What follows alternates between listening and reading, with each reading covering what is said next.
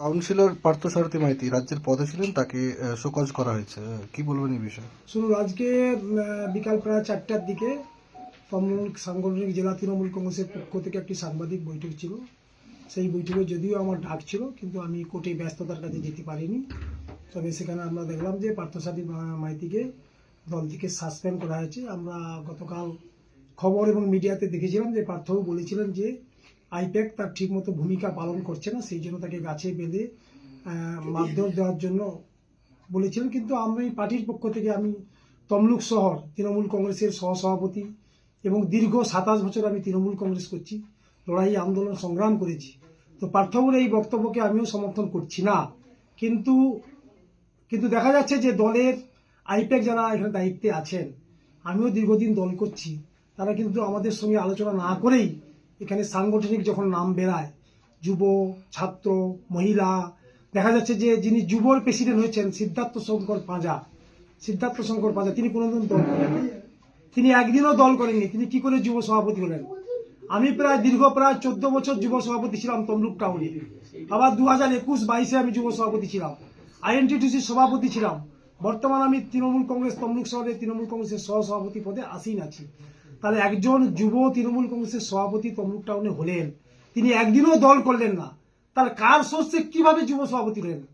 যারা আইপ্যাকের দায়িত্বে আছেন তাদের কাছে আমার প্রশ্ন, তারা সঠিকভাবে অভিষেক বাবুকে খবরটা সঠিকভাবে দিন, তাহলে দল পরিচালনার ক্ষেত্রে আরো সুবিধা হবে। যার ফলে পূর্ব মেদিনীপুর জেলায় গত লোকসভা 2টো আসন আমরা পরাজিত হয়েছি। এই সোর্সের মধ্যে ভূত, এই ভূত যদি আমরা না বাঁচতে পারি, আগামী দিন যে বিধানসভা নির্বাচন আছে 2026, সেই নির্বাচনে কিন্তু আমাদের একই রেজাল্ট হবে, আমরা এখন থেকে যদি সচেতন না হই।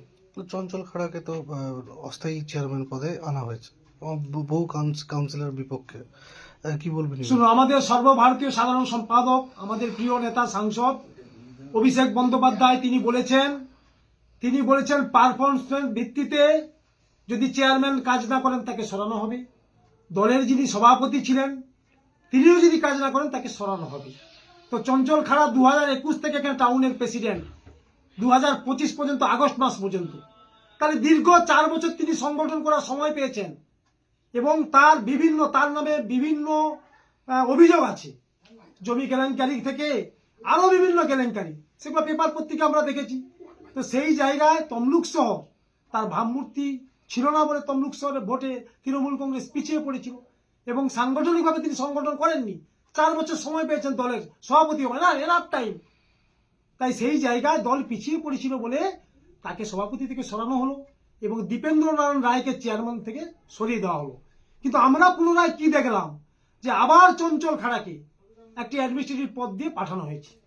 আমার দলের কাছে প্রশ্ন, যে আমাদের দলের সুপ্রিমো মমতা বন্দ্যোপাধ্যায়, আমাদের সর্বভারতীয় সাধারণ সম্পাদক সাংসদ অভিষেক বন্দ্যোপাধ্যায়, তিনি যে কথা বলেছেন, আমি বলছি এখানকার জেলা নেতৃত্ব যারা আছেন, নেতৃত্ব এখন দিচ্ছেন, তারা মনে হয় অভিষেক বন্দ্যোপাধ্যায়কে চ্যালেঞ্জ করছেন।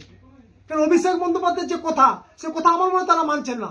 নাহলে চঞ্চল খাড়ার মতো লোককে এখানে প্রশাসকের দায়িত্ব কোনোভাবে দিত না।